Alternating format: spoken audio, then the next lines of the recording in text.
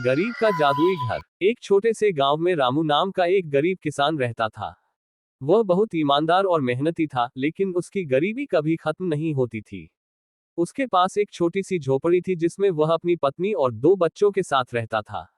एक दिन जब रामू जंगल से लकड़ी काटकर लौट रहा था, उसे रास्ते में एक बूढ़ा व्यक्ति मिला। वह थका हुआ और भूखा लग रहा था। रामू ने अपनी झोली में रखी आखिरी रोटी उसे दे दी। बूढ़े व्यक्ति ने मुस्कुराते हुए कहा, तुमने अपने दिल से मदद की है। मैं तुम्हें एक वरदान देता हूँ।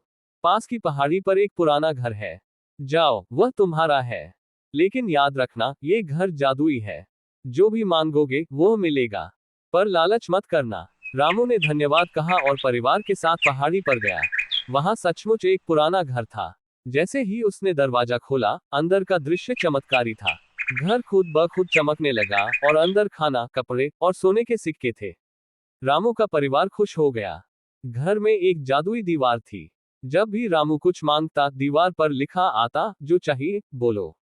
रामू ने ईमानदारी से केवल जरूरत की चीजें मांगी। धीरे धीरे उनकी गरीबी खत्म हो गई। लेकिन एक दिन रामू का लालची पड़ोसी हरिया उस घर के बारे में जान गया। उसने चुपके से उस घर में घुसकर दीवार से अनगिनत धन और ऐश्वर्य मांगा। घर ने उसकी इच्छाएं पूरी की, लेकिन तभी घर हिलने लगा। जादुई दीवार पर लिखा आया, लालच की सजा मिलेगी। पूरा घर अचानक गायब हो गया। रामू ने ये सब देखा और समझा कि ईमानदारी और संतोष ही असली जादू है। वह अपनी मेहनत से फिर खुशहाल जीवन जीने लगा। लालच से बचे और ईमानदारी के साथ जीवन जिए।